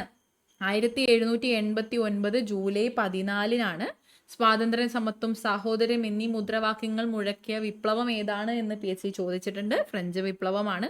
വിപ്ലവകാരികൾ ബൂർബൺ രാജവാഴ്ചയുടെ പ്രതീകമായിരുന്ന ബാസ്റ്റിൽ ജയിൽ തകർത്തു. ഇതിനെ ഫ്രഞ്ച് വിപ്ലവത്തിന്റെ ആരംഭമായി കണക്കാക്കുന്നു. തുടർന്ന് 1789 ഓഗസ്റ്റ് 12 ദേശീയ അസംബ്ലി മനുഷ്യാവകാശ പ്രഖ്യാപനം പാസാക്കി. 1789 ഒക്ടോബറിൽ പാരീസ് നഗരത്തിലെ ആയിരക്കണക്കിന് സ്ത്രീകൾ ഭക്ഷണം വേണമെന്ന മുദ്രാവാക്യവുമായി വേഴ്സായി കൊട്ടാരത്തിലേക്ക് പ്രകടനം നടത്തി. 1792 സെപ്റ്റംബറിൽ പുതുതായി രൂപീകരിച്ച ഭരണഘടന അനുസരിച്ച് തിരഞ്ഞെടുക്കപ്പെട്ട ദേശീയ കൺവെൻഷൻ ഫ്രാൻസിനെ ഒരു റിപ്പബ്ലിക്കായി പ്രഖ്യാപിച്ചു. ഓക്കെ, എത്ര സംഭവങ്ങളാണ് ഇപ്പോൾ ഉണ്ടായത്? 1789 ജൂൺ 20 ടെന്നീസ് കോർട്ട് പ്രതിജ്ഞ നടക്കുന്നു. 1789 ജൂലൈ 14 ബാസ്റ്റിൽ ജയിൽ തകർക്കപ്പെട്ടു. മുദ്രാവാക്യം എന്താണ്? സ്വാതന്ത്ര്യം, സമത്വം, സാഹോദര്യം. അതേ തുടർന്നാണ് മറ്റ് സംഭവങ്ങളെല്ലാം തന്നെ ഉണ്ടായിട്ടുള്ളത്. 1792 ഫ്രാൻസിനെ ഒരു റിപ്പബ്ലിക്കായിട്ട് പ്രഖ്യാപിക്കുകയും ചെയ്തു. അടുത്തതാണ് ഭീകരവാഴ്ച അല്ലെങ്കിൽ റെയിൻ ഓഫ് ടെറർ എന്നറിയപ്പെടുന്നത്. 1793 ഈ ഒരു റിപ്പബ്ലിക്കായി പ്രഖ്യാപിച്ചതിന്റെ തൊട്ടടുത്ത വർഷം 1793 ഫ്രാൻസിന്റെ ആഭ്യന്തര കാര്യങ്ങൾ നിയന്ത്രിക്കുന്നതിനായി റോബസ്പിയറുടെ നേതൃത്വത്തിൽ ഒരു പൊതു സുരക്ഷാ കമ്മിറ്റി രൂപീകരിച്ചു. ഇതില് എല്ലാവരും തന്നെ ഈ ഒരു പൊതുസുരക്ഷാ കമ്മിറ്റിയുടെ ഭാഗമായി ശത്രുക്കളാണെന്ന് തോന്നിയ എല്ലാവരെയും തന്നെ ഗില്ലറ്റിൻ എന്ന യന്ത്രം ഉപയോഗിച്ച് നിഷ്കരണം വധിക്കുകയാണ് ചെയ്തിട്ടുണ്ടായിരുന്നത്. ഇതിൽ നിരവധി പ്രഭുക്കന്മാരും പുരോഹിതന്മാരും ഇടയായി എന്നുള്ളതും ലൂയി 16 ഭാര്യ മേരി ആന്റോയിനറ്റും, ഓർമ്മയുണ്ടോ? ലൂയി 16 ഭാര്യ മേരി ആന്റോയിനറ്റും, ഇവരുടെ 2 വാക്യങ്ങൾ നമ്മൾ നേരത്തെ പഠിച്ചിട്ടുണ്ടായിരുന്നു. ഇവരും ഈ ഒരു ഗില്ലറ്റിന് ഇരയാക്കപ്പെട്ടു എന്നുള്ളതാണ്. 1 വർഷത്തോളം ഈ ഒരു ഭീകരവാഴ്ച നിലനിന്നു. 1794 ജൂലൈ വരെ, 1793 ജൂലൈയിൽ തുടങ്ങിയിട്ട് 1794 ജൂലൈ വരെ ഇത് നീണ്ടു നിന്നു. ഇതാണ് ഭീകരവാഴ്ച അല്ലെങ്കിൽ റെയിൻ ഓഫ് ടെറർ എന്ന് അറിയപ്പെടുന്നത്. അപ്പോൾ റെയിൻ ഓഫ് ടെറർ അല്ലെങ്കിൽ ഭീകരവാഴ്ച എന്തുമായി ബന്ധപ്പെട്ടിരിക്കുന്നു? ഫ്രഞ്ച് വിപ്ലവവുമായി ബന്ധപ്പെട്ടിരിക്കുന്നു. അപ്പോൾ നമ്മൾ കണ്ടു ഫ്രാൻസിൽ നല്ല രീതിയിലുള്ള യുദ്ധം മുന്നോട്ട് പോയിക്കൊണ്ടിരിക്കുകയാണ്. അവിടെ ആകെ പ്രശ്നമായിട്ടിരിക്കുകയാണ്. അത് ഫ്രാൻസിൽ നിന്ന് മറ്റിടങ്ങളിലേക്ക് നീക്കപ്പെടുന്നുണ്ട്. അതെങ്ങനെയാന്ന് നോക്കിയാൽ ഇവിടെ ഒരു വാക്ക് കണ്ടോ, ഫ്രാൻസ് തുമ്മിയാൽ യൂറോപ്പിനാകെ ജലദോഷം പിടിക്കും. ഇത് അഭിപ്രായപ്പെട്ടതാരാണ്? ഇത്തരത്തിലൊരു അഭിപ്രായം ഉന്നയിച്ചത് മെറ്റേണിക് ആണ് കേട്ടോ. ഫ്രഞ്ച് വിപ്ലവത്തിന്റെ സ്വാധീനത്തെക്കുറിച്ച് ഓസ്ട്രിയൻ ഭരണാധികാരിയായിരുന്ന മെറ്റേണിക് പറഞ്ഞ അഭിപ്രായമാണിത്. ഫ്രാൻസ് തുമ്മിയാൽ യൂറോപ്പിനാകെ ജലദോഷം പിടിക്കുമെന്ന് അഭിപ്രായപ്പെട്ടത് മെറ്റേണിക് ആണ്. ഓക്കെ, ഇനി ഈ ഒരു ബോക്സ് ശ്രദ്ധിച്ചേ. ഫ്രഞ്ച് വിപ്ലവവും ഇന്ത്യയും ടിപ്പു സുൽത്താനുമായി ബന്ധപ്പെട്ടൊരു പോയിന്റാണ്. നമ്മളിത് ചോദ്യപേപ്പറിൽ കണ്ടിട്ടുണ്ടാവും. ടിപ്പു സുൽത്താൻ, പൗരനായ ടിപ്പു എന്ന് പേര് സ്വീകരിച്ച ഇദ്ദേഹം ഫ്രഞ്ച് വിപ്ലവത്തിന്റെ ഓർമ്മയ്ക്കായി തന്റെ തലസ്ഥാനമായ ശ്രീരംഗപട്ടണത്ത് സ്വാതന്ത്ര്യത്തിന്റെ മരം ട്രീ ഓഫ് ലിബർട്ടി നടക്കുകയും ഫ്രഞ്ച് ക്ലബായ ജാക്കോബിനിൽ അംഗമാവുകയും ചെയ്തു. ടിപ്പു സുൽത്താൻ, ഈ ഒരു മൈസൂരിലെ ഭരണാധികാരിയായിരുന്ന ടിപ്പു സുൽത്താൻ ലോകത്താകമാന സ്വാധീനം ചെലുത്തിയ ഈ ഒരു ഫ്രഞ്ച് വിപ്ലവം മൈസൂരിലെ ഭരണാധികാരിയായിരുന്ന ടിപ്പു സുൽത്താനെയും സ്വാധീനിച്ചു. അദ്ദേഹം ഫ്രഞ്ച് വിപ്ലവത്തിന്റെ ഓർമ്മയ്ക്ക് വേണ്ടിയിട്ട് അദ്ദേഹത്തിന്റെ തലസ്ഥാനമായ ശ്രീരംഗപട്ടണത്ത് സ്വാതന്ത്ര്യത്തിന്റെ മരം നടുകയും ഫ്രഞ്ച് ക്ലബായ ജാക്കോബിനിൽ അംഗമാവുകയും ചെയ്തു. അപ്പോൾ ജാക്കോബിനിൽ അംഗമാവുകയും ചെയ്ത ആൾ ആരാണ് എന്ന രീതിയിലൊക്കെ ചോദ്യം കണ്ടിട്ടുണ്ട്. നമുക്ക് നോക്കാം. നമ്മൾ നേരത്തെ കണ്ടു മനുഷ്യാവകാശ പ്രഖ്യാപനം നടത്തിയെന്ന്. അപ്പൊ ആ ഒരു മനുഷ്യാവകാശ പ്രഖ്യാപനത്തിൽ ഏറ്റവും കൂടുതൽ പ്രതിഫലിച്ചിരുന്നത് ചിന്തകനായിട്ടുള്ള റൂസോ. നമ്മൾ നേരത്തെ കണ്ടു റൂസോയുടെ ആശയങ്ങളാണ്. അദ്ദേഹത്തിന്റെ പ്രശസ്തമായ ഗ്രന്ഥമാണ് സോഷ്യൽ കോൺട്രാക്ട് എന്നത്. സോഷ്യൽ കോൺട്രാക്ട് എന്ന ഗ്രന്ഥം ആരുടേതാണ്? റൂസോയുടേതാണ്. ഭരിക്കുന്നവരും ഭരിക്കപ്പെടുന്നവരും തമ്മിലുള്ള ഒരു സാമൂഹിക ഉടമ്പടിയുടെ ഫലമാണ് ഭരണകൂടം എന്ന് അഭിപ്രായപ്പെട്ടതും റൂസോയാണ്. ഭരിക്കുന്നവരും ഭരിക്കപ്പെടുന്നവരും തമ്മിലുള്ള ഒരു സാമൂഹിക ഉടമ്പടിയുടെ ഫലമാണ് ഭരണകൂടം എന്ന് അഭിപ്രായപ്പെട്ടത് ആരാണ്? റൂസോയാണ്. അപ്പോൾ ഇത്രയും നേരം നമ്മൾ കണ്ടു മഹത്തായ വിപ്ലവങ്ങൾ നടത്തിയ ഒരു ഫ്രാൻസിനെ കുറിച്ച്. ഈ ഫ്രഞ്ച് ജനതയ്ക്ക് കുറച്ചു കാലം നെപ്പോളിയൻ ബോണപ്പാർട്ടിന്റെ ഏകാധിപത്യ ഭരണത്തിന് കീഴിൽ കഴിയേണ്ടതായിട്ട് വന്നിട്ടുണ്ടായിരുന്നു. 1799 അദ്ദേഹം ഫ്രാൻസിന്റെ അധികാരം പിടിച്ചെടുത്തത്. 1799 നെപ്പോളിയൻ ബോണപ്പാർട്ട് ഫ്രാൻസിന്റെ അധികാരം പിടിച്ചെടുത്തു. ഒരു ഏകാധിപതി ആയിരുന്നെങ്കിലും നിരവധി പരിഷ്കാരങ്ങൾ അദ്ദേഹം നടത്തിയ പരിഷ്കാരങ്ങളാണ് ഇവിടെ കൊടുത്തിട്ടുള്ളത്. കർഷകരെ കൃഷിഭൂമിയുടെ ഉടമകളാക്കി, പുരോഹിതന്മാരുടെ മേൽ രാജ്യത്തിന്റെ നിയന്ത്രണം ഏർപ്പെടുത്തി, പൊതുകടം ഇല്ലാതാക്കുന്നതിന് വേണ്ടിയിട്ട് സിങ്കിങ് ഫണ്ട് എന്ന പേരിൽ ഒരു പ്രത്യേക ഫണ്ട് രൂപീകരിച്ചു. പൊതുകടം ഇല്ലാതാക്കുന്നതിനായിട്ട് സിങ്കിങ് ഫണ്ട് എന്ന പേരിൽ ഒരു പ്രത്യേക ഫണ്ട് രൂപീകരിച്ചു. സാമ്പത്തിക പ്രവർത്തനങ്ങൾക്കായിട്ട് ബാങ്ക് ഓഫ് ഫ്രാൻസ് സ്ഥാപിച്ചു. ഗതാഗത പുരോഗതിക്കായി നിരവധി റോഡുകൾ നിർമ്മിക്കപ്പെട്ടു. നിലവിലുള്ള നിയമങ്ങൾ ക്രോഡീകരിച്ച് ഒരു പുതിയ നിയമസംഹിതയും ഉണ്ടാക്കി. നിലവിലുള്ള നിയമങ്ങളെല്ലാം തന്നെ ക്രോഡീകരിച്ചുകൊണ്ട് ഒരു പുതിയ നിയമസംഹിതയും ഉണ്ടാക്കി നെപ്പോളിയൻ. അപ്പോൾ അദ്ദേഹത്തിന്റെ പ്രവർത്തനങ്ങളെല്ലാം തന്നെ നല്ലതായിരുന്നു. ഏകാധിപതി ആയിരുന്നെങ്കിലും അദ്ദേഹം ഒട്ടനവധി നല്ല പ്രവർത്തനങ്ങൾ മുന്നോട്ട് വെച്ചിട്ടുണ്ടായിരുന്നു. ഈ നെപ്പോളിയന്റെ കാലഘട്ടത്തിൽ ഫ്രാൻസിൽ ദേശീയത ശക്തിപ്പെട്ടു. യൂറോപ്യൻ രാജ്യങ്ങളെ ഒന്നാകെ ആക്രമിച്ച നെപ്പോളിയന്റെ പരിഷ്കാരങ്ങൾ യൂറോപ്പിൽ ആകമാനം വ്യാപിക്കുമോ എന്ന് മറ്റു യൂറോപ്യൻ രാജ്യങ്ങൾ ഭയപ്പെട്ടു. ഇംഗ്ലണ്ടിന്റെ നേതൃത്വത്തിൽ അതുകൊണ്ട് തന്നെ അവർ സംഘടിച്ചു. ഓക്കെ, നെപ്പോളിയനെ അല്ല, അവർ ഫ്രഞ്ച് വിപ്ലവത്തിന്റെ ആശയങ്ങളെയാണ് ഭയപ്പെട്ടത്. ഫ്രഞ്ച് വിപ്ലവത്തിന്റെ ആശയങ്ങളെ ഭയപ്പെട്ട ഇവർ 1815 നടന്ന വാട്ടർലൂ യുദ്ധത്തിൽ യൂറോപ്യൻ സഖ്യസൈന്യത്തോട് പരാജയപ്പെട്ട നെപ്പോളിയന് അധികാരം നഷ്ടപ്പെട്ടു. 1815 വാട്ടർലൂ യുദ്ധം നടക്കുന്നു. യൂറോപ്യൻ സഖ്യസൈന്യവും നെപ്പോളിയനും തമ്മിൽ. ഇതിൽ നെപ്പോളിയൻ പരാജയപ്പെടുകയും അധികാരം നഷ്ടപ്പെടുകയും ചെയ്തു. ഓക്കെ ആണോ? വാട്ടർലൂ യുദ്ധം ഫ്രഞ്ച് വിപ്ലവവുമായി ബന്ധപ്പെട്ടതാണ്. 1815 അപ്പോൾ ഫ്രഞ്ച് വിപ്ലവത്തെ കുറിച്ച് നമ്മൾ പഠിച്ചു. ഇനി നമുക്ക് നോക്കുകയാണെങ്കിൽ ഓപ്ഷനിൽ ശരിയല്ലാത്തത് ഏത് എന്നാണ് ചോദിച്ചിട്ടുള്ളത്. ഫ്രഞ്ച് വിപ്ലവവുമായി ബന്ധപ്പെട്ടതായിരുന്നു റെയിൻ ഓഫ് ടെറർ, ഭീകരവാഴ്ച. ഫ്രഞ്ച് വിപ്ലവവുമായി ബന്ധപ്പെട്ടതാണ്, ശരിയായിട്ടുള്ള ഓപ്ഷനാണ്.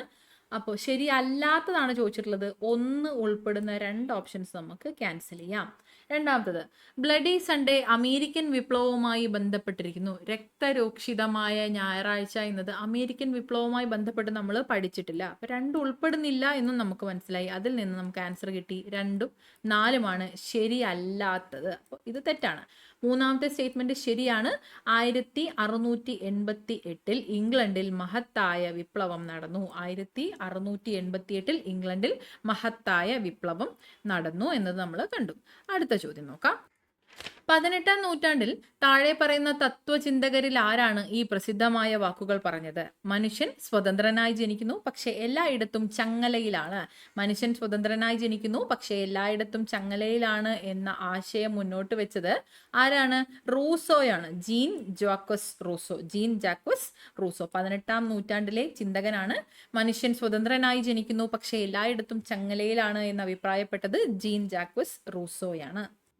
ടെന്നീസ് കോർട്ട് പ്രതിജ്ഞ ഏത് വിപ്ലവവുമായി ബന്ധപ്പെട്ടിരിക്കുന്നു? എളുപ്പത്തിൽ ചോദിച്ചിട്ടുണ്ട്. ടെന്നീസ് കോർട്ട് പ്രതിജ്ഞ ഫ്രഞ്ച് വിപ്ലവവുമായി ബന്ധപ്പെട്ടിരിക്കുന്നു. അടുത്തത്, ബാസ്റ്റിലിന്റെ പതനം ഏത് വിപ്ലവവുമായി ബന്ധപ്പെട്ടിരിക്കുന്നു എന്ന് ചോദിച്ചിട്ടുണ്ട്. ബാസ്റ്റിൽ ജയിലിന്റെ പതനം എന്ത് വിപ്ലവവുമായി ബന്ധപ്പെട്ടിരിക്കുന്നു? ഫ്രഞ്ച് വിപ്ലവവുമായി ബന്ധപ്പെട്ട ഒരു സംഭവമാണ് ബാസ്റ്റിലിന്റെ പതനം. അടുത്തത്, ഫ്രാൻസിൽ ഉണ്ടായിരുന്ന 3ാമത്തെ എസ്റ്റേറ്റിൽ ഉൾപ്പെട്ട വിഭാഗങ്ങൾ ഏതെല്ലാം? 1ാമത്തെ എസ്റ്റേറ്റിൽ ആരായിരുന്നു? പുരോഹിതന്മാരാണ്. 2ാമത്തെ എസ്റ്റേറ്റിൽ പ്രഭുക്കന്മാർ ഉൾപ്പെടുന്നു. 3ാമത്തെ എസ്റ്റേറ്റിൽ സാധാരണക്കാരാണ്. നമ്മൾ പറഞ്ഞു, ബാങ്കർമാർ, എഴുത്തുകാർ, അഭിഭാഷകർ എന്നിവരെല്ലാം തന്നെ 3ാമത്തെ എസ്റ്റേറ്റിലാണ് ഉൾപ്പെട്ടിരുന്നത്. 1, 3, 4 എന്നതാണ് ആൻസർ. ഓപ്ഷൻ ബി ആണ് ഇവിടെ കറക്റ്റ് ആയിട്ടുള്ള ആൻസർ വരുന്നത്. പ്രഭുക്കന്മാർ 2ാമത്തെ എസ്റ്റേറ്റിലാണ് ഉൾപ്പെട്ടിട്ടുണ്ടായിരുന്നത്. അടുത്തതായി നമുക്കിവിടെ പഠിക്കാനുള്ള ലാറ്റിൻ അമേരിക്കൻ വിപ്ലവമാണ്. ചെറിയൊരു പോർഷനാണ്, ഇവിടെ കാര്യമായിട്ടൊന്നും പഠിക്കാനില്ല. മാച്ചു പിച്ചുവിന്റെ ഉയരങ്ങൾ എന്ന പുസ്തകം രചിച്ചത് ആരാണ്? പാബ്ലോ നെരൂദയാണ്. പാബ്ലോ നെരൂദയുടെ കൃതിയാണ് മാച്ചു പിച്ചുവിന്റെ ഉയരങ്ങൾ എന്ന്. ഇവിടെ ഈ ഒരു പോയിന്റ് കൂടി നോക്കുക.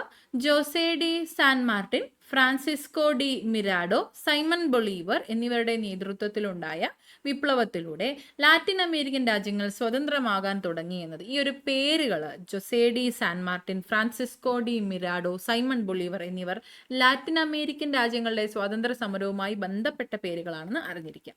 അടുത്തത് റഷ്യൻ വിപ്ലവമാണ്. ഇവിടെ ഇത് കുറച്ച് പ്രധാനപ്പെട്ടതാണ്. റഷ്യൻ വിപ്ലവത്തിൽ ഇവിടെ കൊടുത്തിട്ടുണ്ട്. ഒരു പുസ്തകത്തിലെ കുറച്ച് വാക്കുകളാണ് കൊടുത്തിട്ടുള്ളത്. ഇത് അമ്മ എന്ന പുസ്തകത്തിലേതാണ്. മാക്സിം ഗോർക്കി രചിച്ച അമ്മ എന്ന പുസ്തകത്തിലേതാണ്. മാക്സിം ഗോർക്കി എന്ന ലോകപ്രസിദ്ധനായ റഷ്യൻ സാഹിത്യകാരന്റെ അമ്മ എന്ന നോവലിലെ കഥാപാത്രത്തിന്റെ വാക്കുകളാണ് ഇതാ ഇവിടെ കൊടുത്തിട്ടുള്ളത്. ഇവിടെ ഈ ഒരു ചോദ്യം, അമ്മ എന്ന പുസ്തകം രചിച്ചത് ആര് എന്ന് PSC ചോദിച്ചിട്ടുണ്ട്. മാക്സിം ഗോർക്കിയാണ്. റഷ്യൻ വിപ്ലവത്തിൽ നമ്മൾ പഠിക്കുമ്പോൾ അടിച്ചമർത്തപ്പെട്ട തൊഴിലാളികളുടെയും കർഷകരുടെയും ദുരിതപൂർണമായിട്ടുള്ള ജീവിതത്തെക്കുറിച്ച് മാക്സിം ഗോർക്കി, നമ്മൾ നേരത്തെ കണ്ടു, അമ്മ എന്ന പുസ്തകം രചിച്ച റഷ്യൻ സാഹിത്യകാരനാണ് മാക്സിം ഗോർക്കി. അതുപോലെ Leo Tolstoy, Ivan Turgenev, Anton Chekhov തുടങ്ങിയ സാഹിത്യകാരന്മാർ കൃതികളിൽ രചിച്ച് ചിത്രീകരിച്ചു. അതുപോലെ കാൾ മാക്സും ഫെഡറിക് എംഗൽസും ആവിഷ്കരിച്ച മാർക്സിസ്റ്റ് ആശയങ്ങൾ തൊഴിലാളികൾക്ക് ആവേശം പകർന്നു. അപ്പൊ ആദ്യമായിട്ട് ഈ ഒരു ആശയം മുന്നിട്ട് കൊടുക്കുന്നത് കാൾ മാർക്സും ഫെഡറിക് എംഗൽസുമാണ്. ഓക്കെ, ഇതേ തുടർന്ന് മാർക്സിസ്റ്റ് ആശയങ്ങളിൽ അധിഷ്ഠിതമായ സോഷ്യൽ ഡെമോക്രാറ്റിക് വർക്കേഴ്സ് പാർട്ടി രൂപം കൊണ്ടു. റഷ്യയിൽ മാർക്സിസ്റ്റ് ആശയങ്ങൾക്ക് അധിഷ്ഠിതമായിട്ട് സോഷ്യൽ ഡെമോക്രാറ്റിക് വർക്കേഴ്സ് പാർട്ടി രൂപം കൊള്ളുകയും പിന്നീട് ഈ പാർട്ടി മെൻഷെവിക്കുകൾ എന്നും ബോൾഷെവിക്കുകൾ എന്നും രണ്ടായിട്ട് പിരിയുകയാണ് ഉണ്ടായത്. സോഷ്യൽ ഡെമോക്രാറ്റിക് വർക്കേഴ്സ് പാർട്ടി മെൻഷെവിക്കുകൾ എന്ന ന്യൂനപക്ഷമായിട്ടും ബോൾഷെവിക്കുകൾ എന്ന ഭൂരിപക്ഷമായിട്ടും രണ്ടായിട്ട് പിരിഞ്ഞു. ഇതില് മെൻഷെവിക്കുകളുടെ നേതാവ് അലക്സാണ്ടർ കെരൻസ്കിയും ബോൾഷെവിക്കുകളുടെ, അതായത് ഭൂരിപക്ഷത്തിന്റെ നേതാവായിട്ട് ലെനിനും ട്രോട്സ്കിയുമാണ് ഉണ്ടായിരുന്നത്. ഓക്കെ ആണോ? ബോൾഷെവിക്കുകളുടെ നേതാവായിട്ട് ലെനിനും ട്രോട്സ്കിയും മെൻഷെവിക്കുകളുടെ നേതാവായിട്ട് അലക്സാണ്ടർ കെരൻസ്കിയും നേതൃത്വം ഏറ്റെടുത്തു. ഇനി 1905 റഷ്യ ജപ്പാൻ യുദ്ധം നടക്കുന്ന സമയത്ത് റഷ്യക്ക് നല്ല രീതിയിൽ പരാജയം ഉണ്ടാവുകയും അതേ തുടർന്ന് ഈ പ്രതിസന്ധി രൂക്ഷമാവുകയും ചെയ്തു. അതിനെ തുടർന്ന് സാമ്പത്തിക പരിഷ്കാരങ്ങളും രാഷ്ട്രീയ അവകാശങ്ങളും ഒക്കെ ആവശ്യപ്പെട്ടുകൊണ്ട് തൊഴിലാളികൾ പെഡ്രാഡ് എന്ന സ്ഥലത്ത് 1905 ജനുവരി 9 പ്രകടനം നടത്തുകയും ഇതിനെതിരെ പട്ടാളക്കാർ വെടിവെച്ച് നൂറുകണക്കിന് ആളുകൾ തൊഴിലാളികൾ കൊല്ലപ്പെടുകയും ചെയ്ത സംഭവമാണ് രക്തരൂക്ഷിത ഞായറാഴ്ച അല്ലെങ്കിൽ ബ്ലഡി സൺഡേ എന്ന് അറിയപ്പെടുന്നത്. രക്തരൂക്ഷിതമായ ഞായറാഴ്ച റഷ്യൻ വിപ്ലവവുമായി ബന്ധപ്പെട്ടതാണ്. 1905 ജനുവരി 9 ഈ സമരങ്ങൾ നടത്തുന്നതിനായിട്ട് ഈ കാലഘട്ടത്തിൽ തൊഴിലാളികളുടെ സംഘങ്ങൾ റഷ്യയിലെമ്പാടും രൂപീകരിക്കപ്പെടുകയും ഇവര് സോവിയറ്റ് യൂണിയനുകൾ എന്നറിയപ്പെടുകയും ചെയ്തു. ഓക്കെ, രക്തരൂക്ഷിതമായ ഞായറാഴ്ചയെ തുടർന്ന് സമരങ്ങൾ നടത്തുന്നതിനായിട്ട് ഈ ഒരു കാലഘട്ടത്തിലെ തൊഴിലാളി സംഘങ്ങൾ സോവിയറ്റ് യൂണിയനുകൾ എന്ന പേരിൽ സംഘം ചേരുകയാണ് ചെയ്തത്. ഇനി ഇവിടെ കൊടുത്തിരിക്കുന്ന ഈ ഒരു ബോക്സ് കൂടെ വായിക്കാനുണ്ട് നമുക്ക്. ബാറ്റിൽ ഷിപ്പ് പോട്ടെംകിൻ എന്ന് പറയുന്നത്, ബാറ്റിൽ ഷിപ്പ് പോട്ടെംകിൻ എന്നതൊരു സിനിമയാണ്. ഈ സിനിമ സംവിധാനം ചെയ്തത് സെർഗി ഐസൻസ്റ്റീൻ ആണ്. ജോൺ റീഡിന്റെ ലോകത്തെ പിടിച്ചുകുലുക്കിയ 10 ദിവസം എന്ന പുസ്തകത്തെ അടിസ്ഥാനമാക്കി ജോൺ റീഡ് എന്ന എഴുത്തുകാരന്റെ പുസ്തകമാണ് ലോകത്തെ പിടിച്ചുകുലുക്കിയ 10 ദിവസം എന്നത്.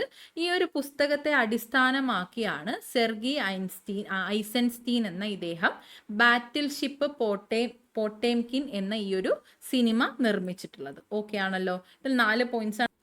ഓക്കെ, അപ്പൊ നമ്മൾ പറഞ്ഞു രക്തരൂക്ഷിതമായ ഞായറാഴ്ചയെ തുടർന്ന് തൊഴിലാളികളെല്ലാം സംഘടിച്ച് സോവിയറ്റുകൾ എന്ന പേരിൽ അറിയപ്പെട്ടു എന്ന് പറഞ്ഞു. സമരം ശക്തമായതിനെ തുടർന്ന് ദ്യൂമ എന്ന പേരിൽ ഒരു നിയമനിർമ്മാണ സഭ രൂപീകരിക്കുന്നതിനായിട്ട് ചക്രവർത്തി നിർബന്ധിതനാക്കപ്പെടുകയാണ് ചെയ്തത്. 1914 ഒന്നാം ലോക മഹായുദ്ധം ആരംഭിച്ച സമയത്ത് ദ്യൂമ, അതായത് നിയമനിർമ്മാണ സഭ, ഇതിനെ എതിർത്തു. പക്ഷെ ഈ ഒരു എതിർപ്പിനെ അവഗണിച്ചുകൊണ്ട് ചക്രവർത്തിയായ നിക്കോളാസ് രണ്ടാമൻ യുദ്ധത്തിൽ പങ്കെടുക്കാൻ തീരുമാനിക്കുകയും ആകെ പ്രശ്നമാവുകയും ചെയ്തു ആ ഒരു പ്രദേശം. അനേകം റഷ്യൻ സൈനികർ ഇതിൽ കൊല്ലപ്പെട്ടു. 1717 ആയപ്പോഴത്തേക്കും ഭക്ഷ്യദൗർലഭ്യം രൂക്ഷമായി. മാർച്ച് 8 ആയിരക്കണക്കിന് സ്ത്രീകൾ റൊട്ടിക്ക് വേണ്ടി തെരുവു വീതികളിൽ പ്രകടനം നടത്തി. അങ്ങനെ ആകെ പ്രശ്നമായി. അതേ തുടർന്ന് ഈ ഒരു പെട്രാഗ്രാഡ് പട്ടണത്തിൽ തൊഴിലാളികൾ പ്രതിഷേധ പ്രകടനം നടത്തി. സൈനികർ ആദ്യം ഈ പ്രകടനങ്ങളെ നേരിട്ടെങ്കിലും പിന്നീട് ആ തൊഴിലാളികളോടൊപ്പം ചേരുകയും ഒന്നാം ലോക യുദ്ധത്തിൽ തങ്ങൾ അനുഭവിച്ച ദുരിതങ്ങളാണ് സൈനികരെ പ്രധാനമായും ഇതിന് പ്രേരിപ്പിച്ചതെന്ന് പറയുകയും പെട്രാഗ്രാഡ് പട്ടണം തൊഴിലാളികൾ പിടിച്ചെടുക്കുകയും ചെയ്തു. ഇതേ തുടർന്ന് എന്തായി? നിക്കോളാസ് രണ്ടാമൻ സ്ഥാനമൊഴിയുകയും റഷ്യയിൽ മെൻഷെവിക് നേതാവായ അലക്സാണ്ടർ കെരൻസ്കിയുടെ നേതൃത്വത്തിൽ താൽക്കാലിക ഗവൺമെന്റ് നിലവിൽ വരികയും ചെയ്തു. നിക്കോളാസ് രണ്ടാമൻ, ചക്രവർത്തിയായ നിക്കോളാസ് രണ്ടാമൻ സ്ഥാനമൊഴിയുകയും റഷ്യയിലെ മെൻഷെവിക് പാർട്ടി, നമ്മൾ നേരത്തെ പറഞ്ഞിട്ടുണ്ടായിരുന്നു മെൻഷെവിക് എന്നും ബോൾഷെവിക് എന്നും രണ്ടായിട്ട് പിരിയുകയുണ്ടായി. അതിൽ മെൻഷെവിക് ന്യൂനപക്ഷത്തിന്റെ നേതാവായ അലക്സാണ്ടർ കെരൻസ്കിയുടെ നേതൃത്വത്തിൽ താൽക്കാലിക ഗവൺമെന്റ് നിലവിൽ വരികയും ചെയ്തു. ഇതാണ് ഫെബ്രുവരി വിപ്ലവം എന്ന പേരിൽ അറിയപ്പെടുന്നത്. ഫെബ്രുവരി വിപ്ലവം എന്ന പേരിൽ അറിയപ്പെടുന്ന സംഭവം ഇതാണ്. റഷ്യയുടെ കലണ്ടർ കുറച്ച് പിറകിലായതുകൊണ്ടാണ് മാർച്ചിൽ നടന്നത്. നമ്മളിവിടെ പറഞ്ഞു മാർച്ച് 8 ആയപ്പോഴത്തേക്കൊക്കെ സംഭവങ്ങളൊക്കെ വല്ലാതെ അവസ്ഥയിലായിട്ടുണ്ടായിരുന്നു എന്ന്. ഇത് പക്ഷെ ഫെബ്രുവരി വിപ്ലവം എന്ന പേരിലാണ് അറിയപ്പെടുന്നത്. അതിന് കാരണമാണ് ഇവിടെ പറഞ്ഞത്. റഷ്യൻ കലണ്ടർ അന്താരാഷ്ട്ര കലണ്ടറിനേക്കാൾ പിറകിലായതുകൊണ്ടാണ് മാർച്ചിൽ നടന്ന ഈ ഒരു സംഭവം ഫെബ്രുവരി വിപ്ലവം എന്ന പേരിൽ അറിയപ്പെടുന്നത് എന്ന്. അപ്പോൾ ഇപ്പോൾ റഷ്യയിൽ എന്ത് സംഭവിച്ചു? ഒരു താൽക്കാലിക ഗവൺമെന്റ് രൂപീകരിക്കപ്പെട്ടു. എന്നാൽ ഈ ഒരു താൽക്കാലിക ഗവൺമെന്റിനെ റഷ്യയിലെ സോവിയറ്റുകളിൽ ഒരു വിഭാഗം അംഗീകരിച്ചിട്ടുണ്ടായിരുന്നില്ല. ഈ സമയത്ത് ബോൾഷെവിക്കിന്റെ നേതാവായ വ്ളാഡിമിർ ലെനിൻ, അദ്ദേഹം എവിടെയായിരുന്നു? സ്വിറ്റ്സർലൻഡിലായിരുന്നു. അദ്ദേഹം റഷ്യയിലേക്ക് എത്തി താൽക്കാലിക ഗവൺമെന്റിനെ ശക്തമായി എതിർക്കുകയും ആ ഒരു വിപ്ലവത്തിന്റെ ലക്ഷ്യം നമ്മൾ നേടണമെങ്കിൽ അധികാരം മുഴുവൻ തന്നെ സോവിയറ്റുകൾക്ക്, നമ്മൾ നേരത്തെ പറഞ്ഞു തൊഴിലാളി സംഘടനകളാണ് സോവിയറ്റുകൾ, തൊഴിലാളികൾക്ക് ലഭ്യമാകണം അല്ലെങ്കിൽ അവർക്ക് കൈമാറണം എന്ന് ആവശ്യപ്പെടുകയും ചെയ്തു. ഇത് ശരിയായിട്ടുള്ള ഒരു പോയിന്റ് ആയതുകൊണ്ട് തന്നെ ബോൾഷെവിക്കുകളും സോവിയറ്റുകളും ലെനിന്റെ നിലപാടിനെ പിന്തുണയ്ക്കുകയും നൂറ്റാണ്ടുകൾ പഴക്കമുള്ള സാമ്പത്തിക പിന്നോക്കാവസ്ഥയും ജനങ്ങൾക്കിടയിലെ അസമത്വവും ഇല്ലാതാക്കാൻ ഒരു തൊഴിലാളി വർഗ ഭരണകൂടത്തിന് മാത്രമേ കഴിയുകയുള്ളൂ എന്ന് ബോൾഷെവിക്കുകൾ പ്രചരിപ്പിക്കുകയും ചെയ്തു. ഇത് ശരിയായതുകൊണ്ട് തന്നെ എല്ലാവരും ഈ ഒരു ആവശ്യങ്ങൾക്കായിട്ട് കൂടെ നിന്നു. 1917 ഒക്ടോബറിൽ ബോൾഷെവിക്കുകൾ താൽക്കാലിക ഗവൺമെന്റിനെതിരായി സായുധ കലാപം ആരംഭിച്ചു. കെരൻസ്കി രാജ്യം വിട്ടുപോവുകയും റഷ്യ ബോൾഷെവിക്കുകളുടെ നിയന്ത്രണത്തിലാവുകയും ചെയ്തു. ഇതാണ് ഒക്ടോബർ വിപ്ലവം എന്ന പേരിൽ അറിയപ്പെടുന്നത്. 1917 ഒക്ടോബറിലാണ് ബോൾഷെവിക്കുകൾ താൽക്കാലിക ഗവൺമെന്റുകൾക്കെതിരായി, ബോൾഷെവിക്കുകൾ എന്നാൽ എന്താണ്? ഭൂരിഭാഗമാണ്. ഭൂരിഭാഗം ലെനിന്റെയും ട്രോട്സ്കിയുടെയും നേതൃത്വത്തിലുള്ള ഭൂരിഭാഗ വിഭാഗം സായുധ കലാപം, താൽക്കാലിക ഗവൺമെന്റ് അലക്സാണ്ടർ കെരൻസ്കി നേതൃത്വത്തിൽ വന്ന താൽക്കാലിക ഗവൺമെന്റിനെതിരെ സായുധ കലാപം ആരംഭിക്കുകയും അലക്സാണ്ടർ കെരൻസ്കി രാജ്യം വിട്ടു പോവുകയും റഷ്യ ബോൾഷെവിക്കുകളുടെ നിയന്ത്രണത്തിലാവുകയും ചെയ്തു. അതേ തുടർന്ന് സോവിയറ്റുകളുടെ സമ്മേളനം ചേർന്ന് ലെനിൻ അധ്യക്ഷനായിട്ട് ഒരു ക്യാബിനറ്റ് രൂപം നൽകുകയും കുറച്ച് നല്ല കാര്യങ്ങൾ മുന്നോട്ട് വയ്ക്കുകയും ചെയ്തു. അതിൽ പ്രധാനപ്പെട്ടതാണ് 1924 പുതിയ ഭരണഘടന നിലവിൽ വന്നു. സോവിയറ്റ് റിപ്പബ്ലിക്കുകൾ കൂടിച്ചേർന്ന് സോവിയറ്റ് യൂണിയൻ, അതായത് USSR രൂപീകരിക്കപ്പെടുകയും ചെയ്തു എന്നത്. അപ്പൊ അങ്ങനെ റഷ്യൻ വിപ്ലവവുമായി ബന്ധപ്പെട്ട പ്രധാന പോയിന്റ്സ് എല്ലാം നമ്മൾ കണ്ടു. ഇനി ചോദ്യത്തിലേക്ക് തിരിച്ചു വരാം.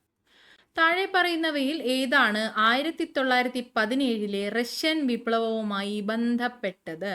സാർസുകളുടെ ഏകാധിപത്യ ഭരണം, ബോസ്റ്റൺ ടീ പാർട്ടി, സോഷ്യലിസ്റ്റ് പാർട്ടികളുടെ രൂപീകരണം, സ്റ്റാമ്പ് ആക്ട്സ് എന്ന് പറഞ്ഞിട്ടുണ്ട്. ബോസ്റ്റൺ ടീ പാർട്ടി അമേരിക്കയുമായി ബന്ധപ്പെട്ടതാണ്, അമേരിക്കൻ വിപ്ലവവുമായി ബന്ധപ്പെട്ടതാണ്. അപ്പോൾ അതെന്തായാലും തെറ്റാണ്. ഓപ്ഷൻ 2 തെറ്റാണ് എന്നറിയുമ്പോൾ തന്നെ നമുക്കിവിടെ ആൻസർ റെഡിയാണ്. 1ഉം 3ഉം ശരി എന്നത്. എന്നാൽ ഒന്നാമത്തെ ഓപ്ഷൻ നോക്കുകയാണെങ്കിൽ സാർസുകളുടെ ഏകാധിപത്യ ഭരണം. സാർസുകൾ എന്നാൽ സർ, റഷ്യൻ ഭരണാധികാരികൾ അറിയപ്പെട്ടിരുന്ന പേരാണ് സർ എന്നത്. സ്പെൽ ചെയ്യുന്നത് TSAR എന്നാണ് കേട്ടോ. സാർസുകൾ എന്നാൽ റഷ്യൻ ഭരണാധികാരികൾ അറിയപ്പെട്ടിരുന്ന പേരാണ് സാർസുകൾ. അപ്പൊ സാർസുകളുടെ ഏകാധിപത്യ ഭരണമാണ് റഷ്യൻ വിപ്ലവത്തിന്റെ ബന്ധപ്പെട്ട ഒന്നാമത്തെ പോയിന്റ് എന്നത്. അപ്പൊ ഇത് ശരിയാണ്. അടുത്തത് സോഷ്യലിസ്റ്റ് പാർട്ടികളുടെ രൂപീകരണം. നമ്മൾ പറഞ്ഞു മാർക്സിസ്റ്റ് ആശയങ്ങളിൽ അധിഷ്ഠിതമായി തൊഴിലാളികൾക്ക് വേണ്ടി രൂപീകൃതമായ പാർട്ടിയാണ് സോഷ്യൽ ഡെമോക്രാറ്റിക് വർക്കേഴ്സ് പാർട്ടി എന്നത്. സോഷ്യലിസ്റ്റ് പാർട്ടികളുടെ രൂപീകരണം എന്തായാലും റഷ്യൻ വിപ്ലവവുമായി ബന്ധപ്പെട്ടതാണ്. അടുത്തത് സ്റ്റാമ്പ്സ് ആക്ട് ആണ്. സ്റ്റാമ്പ്സ് ആക്ടുമായി പറയുമ്പോൾ നമ്മൾ നേരത്തെ ഒരു ചോദ്യത്തിൽ കണ്ടിട്ടുണ്ടായിരുന്നു, എന്താണ്? Declaration of rights and grievances American വിപ്ലവവുമായി ബന്ധപ്പെട്ടതാണ് എന്ന് നമ്മൾ പറഞ്ഞു. അതിൽ നമ്മൾ പറഞ്ഞിട്ടുണ്ടായിരുന്നു സ്റ്റാമ്പ് ആൻഡ് ടീ ആക്ടുകൾക്ക് പരാതികൾക്ക് മറുപടിയായിട്ട് അവകാശങ്ങളുടെയും പരാതികളുടെയും ഒരു പ്രഖ്യാപനം എഴുതി തയ്യാറാക്കിയിട്ടുള്ള ഒരു രേഖയാണ് ഈ പറഞ്ഞ declaration of rights and grievances എന്ന് നമ്മൾ പറഞ്ഞു. അപ്പം നമ്മൾ പറഞ്ഞതാണ് സ്റ്റാമ്പ് ആൻഡ് ടീ ആക്ടുകൾ. സ്റ്റാമ്പ്സ് ആക്ട് എന്തുമായി ബന്ധപ്പെട്ടിരിക്കുന്നു? അമേരിക്കൻ വിപ്ലവവുമായി ബന്ധപ്പെട്ടിരിക്കുന്നു. ഓക്കെ, കേട്ടിട്ടില്ലാത്ത അറിയാത്ത പോയിന്റ്സ് നോട്ടിൽ ആഡ് ഓൺ ചെയ്ത് പഠിക്കുക കേട്ടോ. സ്റ്റാമ്പ്സ് ആക്ട് അമേരിക്കൻ വിപ്ലവവുമായി ബന്ധപ്പെട്ടതാണ്. ഇനി ഈ ഒരു ചാപ്റ്ററിൽ നമുക്ക് പഠിക്കാനുള്ളത് ചൈനീസ് വിപ്ലവത്തെക്കുറിച്ചാണ്. ചൈനീസ് വിപ്ലവം എന്ന് പറയുമ്പോൾ ചൈനയിലെ കൊളോണിയൽ ശക്തികൾ, അമേരിക്ക ഉൾപ്പെട്ട യൂറോപ്യൻ രാഷ്ട്രങ്ങളും അമേരിക്കയും ഉൾപ്പെടെയുള്ള കൊളോണിയൽ ശക്തികൾ ചൈനയിൽ സ്വീകരിച്ച രണ്ട് പ്രധാനപ്പെട്ട അല്ലെങ്കിൽ വ്യത്യസ്തമായ രണ്ട് നയങ്ങളാണ് കറുപ്പ് വ്യാപാരം എന്നതും തുറന്ന വാതിൽ നയം എന്നതും. അപ്പൊ കറുപ്പ് വ്യാപാരവും തുറന്ന വാതിൽ നയവും ചൈനീസ് വിപ്ലവവുമായി ബന്ധപ്പെട്ടതാണ്. ഇനി അത് എന്താണെന്ന് നോക്കുകയാണെങ്കിൽ കറുപ്പ് വ്യാപാരം എന്ന് പറയുന്നത് ചൈനീസ് ഉൽപ്പന്നങ്ങളായിട്ടുള്ള പട്ട്, തേയില, മൺപാത്രങ്ങൾ ഇവയൊക്കെ തന്നെ യൂറോപ്പിൽ നല്ല രീതിക്ക് ജനപ്രീതി നേടിയതാണ്. ഇവ ചൈനയുടെ സാമ്പത്തിക സ്ഥിതി മെച്ചപ്പെടുത്താൻ സഹായിക്കുകയും എന്നാൽ ചൈനയിലേക്ക് വേറൊരു തരത്തിലുള്ള ഇറക്കുമതികൾ ഇല്ലാതിരിക്കുന്നത് യൂറോപ്യൻ വ്യാപാരികൾക്ക് നഷ്ടമുണ്ടാക്കുകയും ചെയ്ത ഒരു സാഹചര്യത്തിൽ ഇംഗ്ലീഷ് വ്യാപാരികളൊന്ന് ആലോചിച്ചിട്ട് ചൈനയിലേക്ക് കുറച്ച് ലഹരി പദാർത്ഥങ്ങൾ ഇറക്കുമതി ചെയ്യാനായിട്ട് തീരുമാനിച്ചു. അതാണ് കറുപ്പ് എന്ന് പറയുന്നത്. ലഹരി പദാർത്ഥമായിട്ടുള്ള കറുപ്പ് ഇറക്കുമതി ചെയ്യുന്നതിനായിട്ട് ഇംഗ്ലീഷ് വ്യാപാരികൾ തീരുമാനിച്ചു. ഇത് ചൈനയിലേക്ക് ഇറക്കുമതി ചെയ്തിട്ട് ഇതിൻ്റെ വ്യാപാരം ചൈനീസ് ജനതയുടെ മാനസിക നിലയെ പ്രതികൂലമായി ബാധിക്കുകയും ഇതേ തുടർന്ന് സാമ്പത്തികമായും മാനസികമായും ചൈനക്കാർ അടിമത്തത്തിലേക്ക് മാറുകയും ചെയ്തു. അപ്പോൾ എന്തുകൊണ്ടും ചൈനയെ അടിമത്തത്തിലാക്കാൻ ഈ കറുപ്പ് വ്യാപാരം കാരണമായി എന്നതാണ്.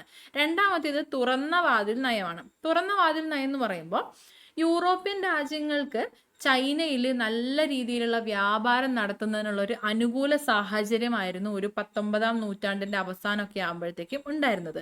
ഈ ഒരു സമയത്ത് എന്നാൽ അമേരിക്കയ്ക്ക് അത്തരത്തിലുള്ള ആനുകൂല്യങ്ങളൊന്നും ലഭിച്ചിട്ടുണ്ടായിരുന്നില്ല.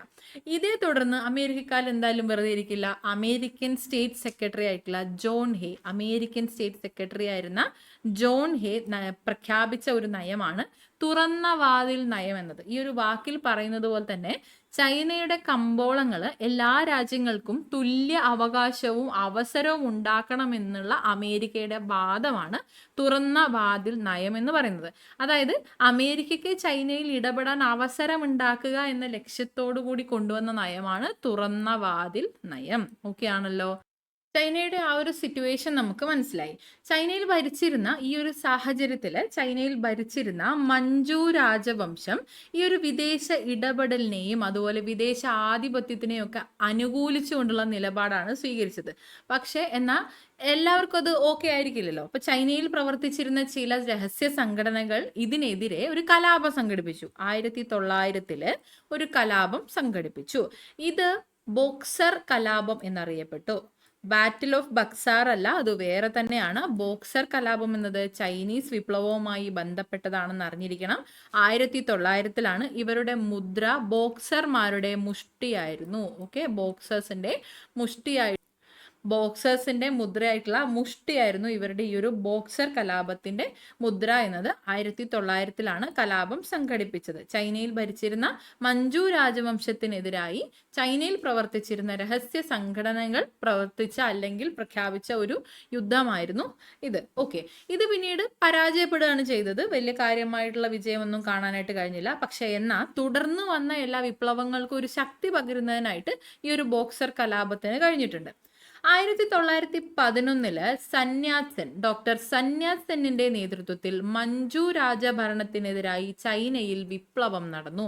1911 ഡോക്ടർ സന്യാത് സെന്നിന്റെ നേതൃത്വത്തിൽ നമ്മൾ പറഞ്ഞു മഞ്ചു രാജവംശം വിദേശ ഇടപെടലിനും ആധിപത്യത്തിനും ഒക്കെ അനുകൂലമായിട്ടുള്ള നിലപാട് സ്വീകരിച്ചു. ഇതിനെതിരായിട്ട് 1911 ഡോക്ടർ സന്യാത് സെന്നിന്റെ നേതൃത്വത്തിൽ മഞ്ചു രാജഭരണത്തിനെതിരായി ചൈനയിൽ വിപ്ലവം നടന്നു.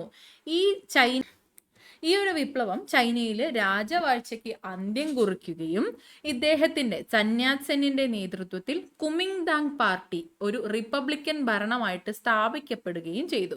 അപ്പോൾ ചൈനയിൽ 1911 ശേഷം കുമിങ്ദാങ് പാർട്ടി രൂപീകരിക്കപ്പെടുകയും റിപ്പബ്ലിക്കൻ ഭരണം സ്ഥാപിക്കപ്പെടുകയും ചെയ്തു.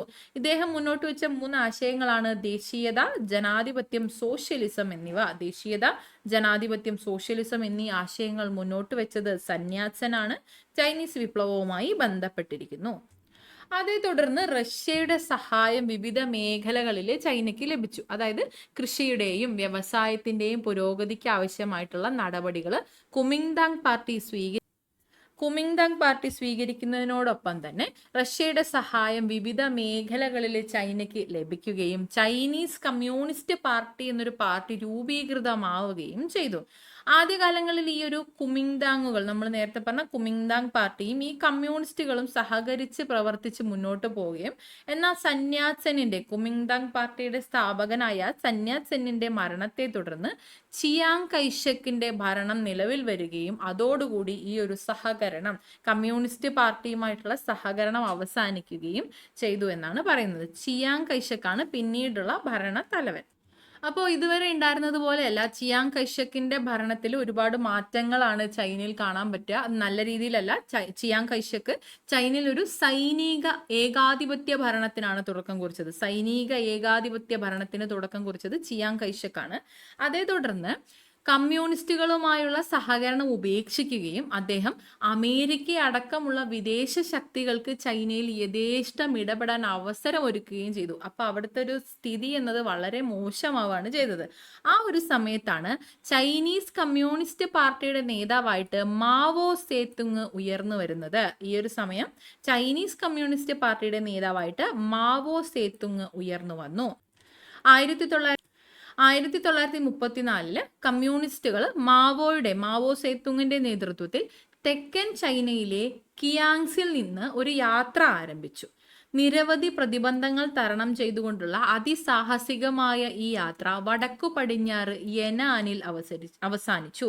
കിയാങ്സയിൽ നിന്ന് ആരംഭിച്ച് യനാനിൽ അവസാനിച്ചു. 1934 കമ്മ്യൂണിസ്റ്റുകളാണ് ഈ ഒരു യാത്ര നടത്തുന്നത്. ഈ യാത്രയിലുടനീളം ധാരാളം കൃഷിഭൂമിയും അനേകം ഗ്രാമങ്ങളും പ്രഭുക്കന്മാരിൽ നിന്ന് പിടിച്ചെടുത്ത് കർഷകർക്ക് നൽകി. ഏകദേശം 12,000 കിലോമീറ്റർ സഞ്ചരിച്ച ഈ ഒരു യാത്ര ലോങ് മാർച്ച് എന്നറിയപ്പെട്ടു. ലോങ് മാർച്ച് ചൈനീസ് വിപ്ലവവുമായി ബന്ധപ്പെട്ട ഒരു സംഭവമാണ്, അല്ലെങ്കിൽ ഒരു വാക്കാണ്. ഓക്കെ, ലോങ് മാർച്ച് എന്ന് അഭിപ്രായപ്പെട്ടു. തൽഫലമായി വിദേശാധിപത്യത്തിനെതിരായ ചൈനീസ് ജനതയുടെ പോരാട്ടത്തിന്റെ പ്രതീകമായി കമ്മ്യൂണിസ്റ്റുകളും മാവോ സേതുങ്ങും മാറി. എന്താണ്?